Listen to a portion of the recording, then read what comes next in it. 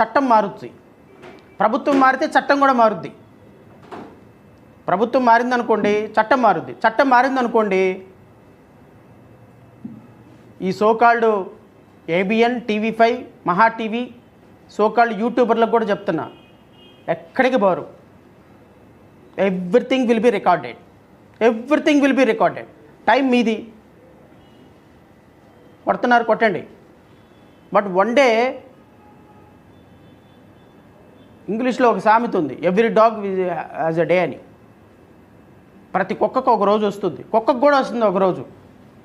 ఆ రోజు వచ్చిన రోజున యూఏపీఏ యాక్ట్లు చాలా చాలా చాలా చాలా తీవ్రంగా పనిచేస్తాయి ఆంధ్రప్రదేశ్ రాష్ట్రం. ఎవరి మీద పనిచేస్తాయి? ఎవరైతే అసత్య ప్రచారాలను డబ్బులు తీసుకొని కంటెంట్ల కోసం ప్రమోట్ చేస్తాయో వాళ్ళ మీద పనిచేస్తాయి. ఎందుకు పనిచేస్తాయి, ఎలా పనిచేస్తాయి? Time will decide. నెంబర్ 2, ఫైనల్గా నా మీద ఇన్కమ్ ట్యాక్స్కి పెట్టారు. నేనేదో టీవీ ఛానల్లో ఇంటర్వ్యూస్తో ఇన్ని కోట్లు ఖర్చు పెట్టాను అని, ఇన్కమ్ ట్యాక్స్కి డబ్బులు ఇవ్వలేదని. అది వదిలేస్తే మన ఉప ముఖ్యమంత్రి గారు వీడియో కూడా నేను ఒకసారి చూపించిన తర్వాత ప్రెస్ మీట్ క్లోజ్ చేస్తాను.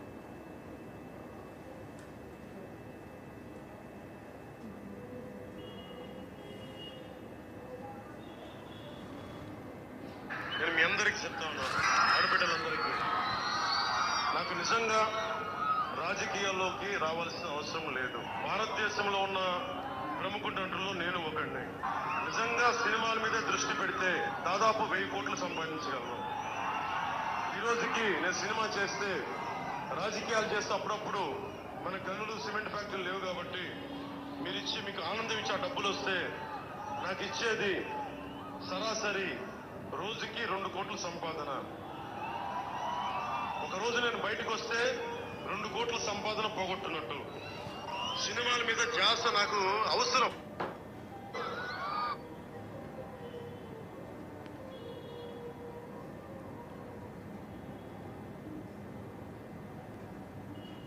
ఇప్పుడు చేస్తున్న సినిమా నేను 20 రోజులు చేస్తున్నాను, 22 రోజులు. నేను తీసుకునే డబ్బు ఆ సినిమాకి రోజుకి 2 కోట్లు, దాదాపు 45 కోట్లు తీసుకుంటాం 20 రోజులు, 50 రోజులు పనిచేస్తే. అంటే ప్రతి సినిమాకి అంత ఇచ్చేస్తాను నేను చెప్పను, కానీ నా యావరేజ్ స్థాయి అది. అది మీరు ఇచ్చిన స్థాయి, మీరు గుండెల్లో పెట్టుకున్న స్థాయి అది. డబ్బులు అవసరం ఏముంది నాకు, డబ్బులు అవసరం ఏముంది నాకు.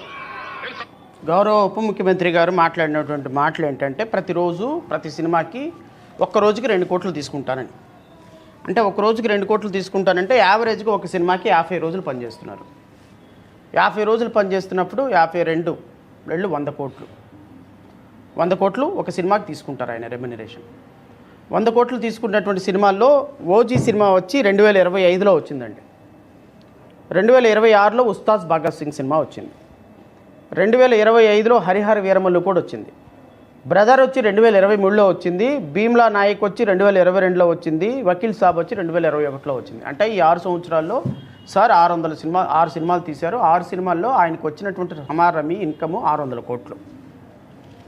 600 కోట్లలో గౌరవ ఉప ముఖ్యమంత్రి గారు వేసినటువంటి ఇన్కమ్ ట్యాక్స్ రిటర్న్స్, ఆయన పే చేసినటువంటి ఇన్కమ్ ట్యాక్స్ రిటర్న్స్ చూద్దాం ఒకసారి. ఎందుకంటే జన సైనికుడు, ఆకువీడు జన సైనికుడు, జనసేన అధ్యక్షుడు జడా శ్రవణ్ కుమార్ మీద కంప్లైంట్ చేశాడు కదా 25 కోట్లు. మరి మీకు A4 పేపర్లు మీకు దొరికినప్పుడు నాకు కూడా A4 పేపర్లు దొరుకుతాయి కదా. మరి మీకు ఇన్ఫర్మేషన్ దొరికినప్పుడు నాకు కూడా ఇన్ఫర్మేషన్ దొరుకుతుంది కదా. మరి మీరు మాట్లాడినటువంటి వీడియోలో రోజుకి 2 కోట్ల రూపాయలు తీసుకుంటే 50 రోజులు సినిమా తీస్తే 5 సినిమాలకి 6 సినిమాలకి మీరు రమారమి 100 కోట్లు ఒక సినిమాకి తీసుకుంటే 600 కోట్ల రూపాయలు మీరు కూడా ఇన్కమ్ ట్యాక్స్ చూపించాలి కదా. సో మీరు ఎంత ఇన్కమ్ ట్యాక్స్ చూపించారో నేను కూడా ఇప్పుడు కంప్లైంట్ చేయబోతున్నా ఇన్కమ్ ట్యాక్స్కి. మా పార్టీ పిఎస్సి చైర్మన్ అధికారికంగా మా పార్టీ తరపు నుంచి వెళ్ళి రేపుగా ఎల్లుండిగా వెళ్ళి కంప్లైంట్ చేస్తారు. ఒకటి రిజిస్టర్ పోస్ట్ కంప్లైంట్ ఈరోజే చేస్తున్నాం ఈ ట్యాక్స్ల మీద, దీని మీద ఇన్వెస్టిగేషన్ చేయమని. ఎందుకు పాప రఘురామకృష్ణరాజు గారు సీన్లోకి రాలా, డిప్యూటీ స్పీకర్గా దాన్ని రాయాలి. అందుకని ఆకివీడులో నుంచి ఆయన కాన్స్టిట్యున్సీలో నుంచి పాపం నా మీద ఒక బ్రహ్మాస్త్రం వదిలేశారు. సో నాకేమవుతుంది, నాకేం కాదు, పిచ్చుక మీద బ్రహ్మాస్త్రం అంటారు కదా, పిచ్చుక బ్రహ్మాస్త్రం అంటారు కానీ ఇట్లా తప్పుకుంటే పిచ్చుక తప్పుకుంటే బాణం వెళ్ళిపోద్ది. కానీ మరి ఇంతలా ఉన్నటువంటి వ్యక్తుల మీద బాణం వేస్తే తప్పుకుంటుకోవడానికి అవకాశం ఉండదుగా. సో ఆ బాణం ఎప్పుడు వేయాలో ఎలా వేయాలో కూడా నేను కూడా వేస్తాను. బట్ ప్రస్తుతానికైతే మాత్రం మన రాష్ట్ర ఉప ముఖ్యమంత్రి గారి యొక్క ట్యాక్స్ మీద ఒకసారి అధికారికంగా ఇన్వెస్టిగేషన్ చేయమని కేసు వేస్తాను. రెండోది, ఒకవేళ వాళ్ళు ఇన్కమ్ ట్యాక్స్ వాళ్ళు దీన్ని తీసుకోకపోతే దాన్ని నేను హైకోర్టుల వరకునో లేకపోతే సుప్రీంకోర్టు వరకునో తీసుకెళ్ళి నేను ఇచ్చిన రిపోర్ట్ మీద ఏం యాక్షన్ లేదన్న విషయం మీద మాత్రం నేను కూడా ప్రెషర్ పెడతాను. ఎందుకంటే మా ఇంటికి మీ ఇల్లు ఎంత దూరం, మీ ఇంటికి మా ఇల్లు అంతే దూరం కదా. సో మరి నేను కూడా ఒక ఇండిపెండెంట్ ప్రొఫెషన్గా, ఒక సాధారణమైన లాయర్గా 10 రూపాయలు ఇచ్చినా కేసు చేస్తాను, 100 రూపాయలు ఇచ్చినా కేసు చేస్తాను, 1,00,000 రూపాయలు ఇచ్చినా కేసు చేస్తాను. నా ఆఫీసు, నేను చేసేటువంటి ప్రొఫెషను నిరుపేదల కోసం ఉన్నటువంటి ప్రొఫెషన్. అవుట్ ఆఫ్ 100 కేసెస్లో సగానికి సగం కేసులు వాళ్ళ ఆర్థిక స్తోమతను బట్టి చేసే వ్యక్తిని. నాలాంటి వాడి మీదే మీరు ఇన్కమ్ ట్యాక్స్ అనేటువంటి ఒక ఆయుధాన్ని ప్రయోగిస్తే మిగతా దేంట్లో దొరకలా నేను. ఎందుకు పాప నన్ను అరెస్ట్ చేయాలన్న కోరిక వాళ్ళకి కలగానే మిగిలిపోయింది. నేను చెప్పాను, అరెస్ట్ చేయమంటే చేయండి, తప్పే ఉంది, ప్రజల కోసం అరెస్ట్ అవడానికైనా సిద్ధమే. ఏమి తీవ్రవాద కార్యకలాపాలు చేశారని అంటే దళిత క్రైస్తవ సమరశంకర సభ పెడితే అరెస్ట్ చేస్తారా? సమస్యలు రిప్రజెంట్ చేస్తే అరెస్ట్ చేసే తీవ్రవాదుల చర్యలుగా మీరు భావిస్తానంటే సమాజం ఆలోచించుకుంటుంది, అరెస్ట్ చేయమనండి, నో ప్రాబ్లం. కానీ ఉప ముఖ్యమంత్రి గారి యొక్క అధికారికంగా మరి ఆయన పార్టీ యొక్క పర్మిషన్ తీసుకొని కంప్లైంట్ చేశాడో లేదో నాకైతే తెలీదు. మీరు మొదలుపెట్టారు కదా, నేను కూడా మొదలు పెడతాను. ఇప్పటి వరకు నేను ప్రొఫెషనల్గానే ఉన్నా, మీరు పర్సనల్గా అటాక్ చేస్తున్నారు కాబట్టి నేను కూడా పర్సనల్గా తీసుకుంటా. బహుశా మీరు అధికారంలో ఉన్నారు కాబట్టి మీకు విజయం రేటు పర్సంటేజ్ ఎక్కువ ఉంటుందేమో.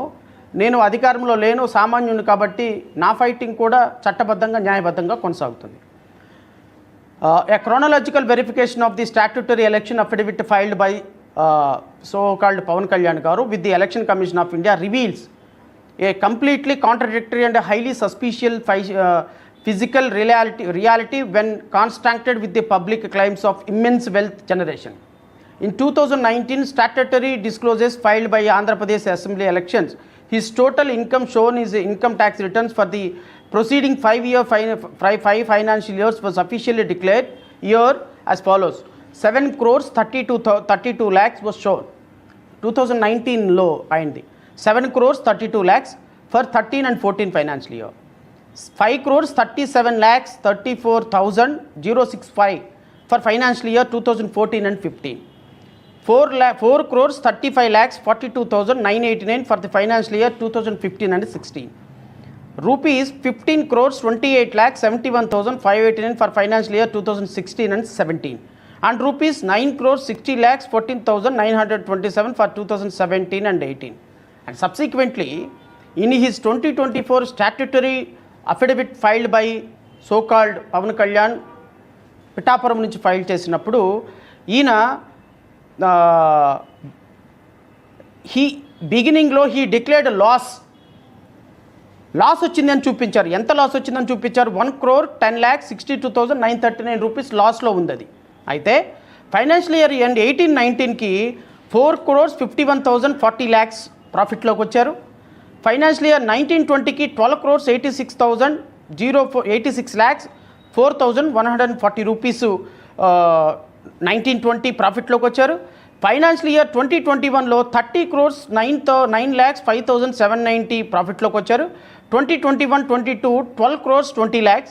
22-23 సమరింగ్ టోటల్ రౌండ్ ఆఫ్ 114 crores మాత్రమే ఇన్కమ్ చూపించారు.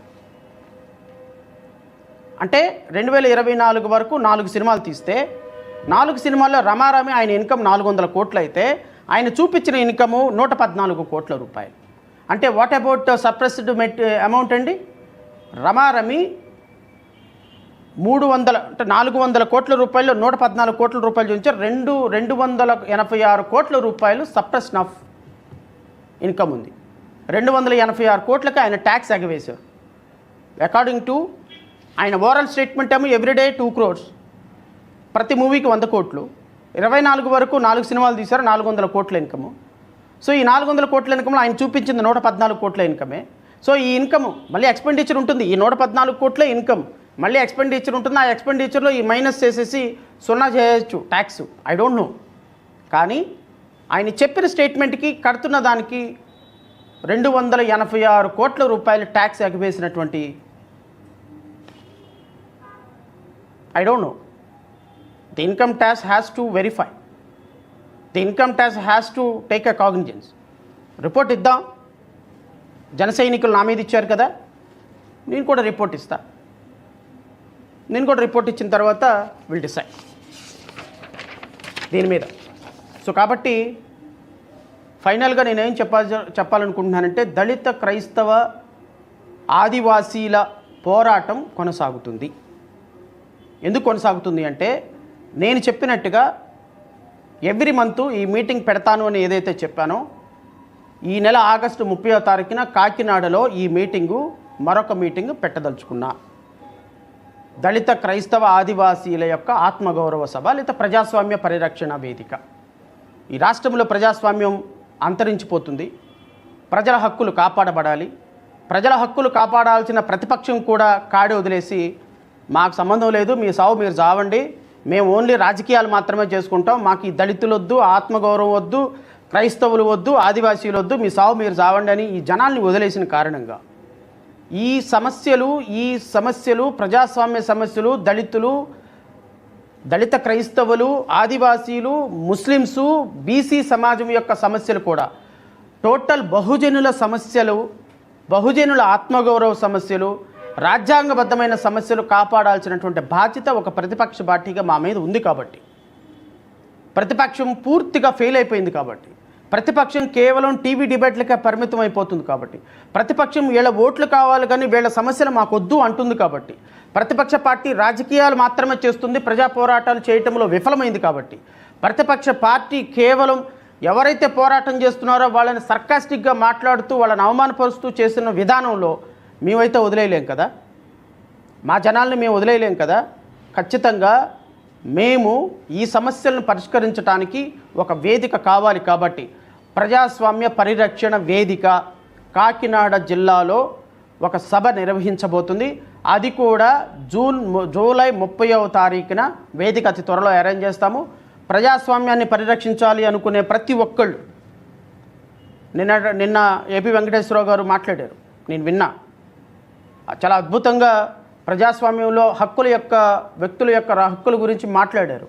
మరి ఇంకొక స్వామీజీ గారు మాట్లాడారు, ఆయన కూడా ప్రజాస్వామ్యాన్ని ఇలా రక్షించుకోవాలి మనం, ఇది కరెక్ట్ కాదు అని మాట్లాడారు. న్యూట్రల్ పీపుల్ చాలామంది మాట్లాడారు.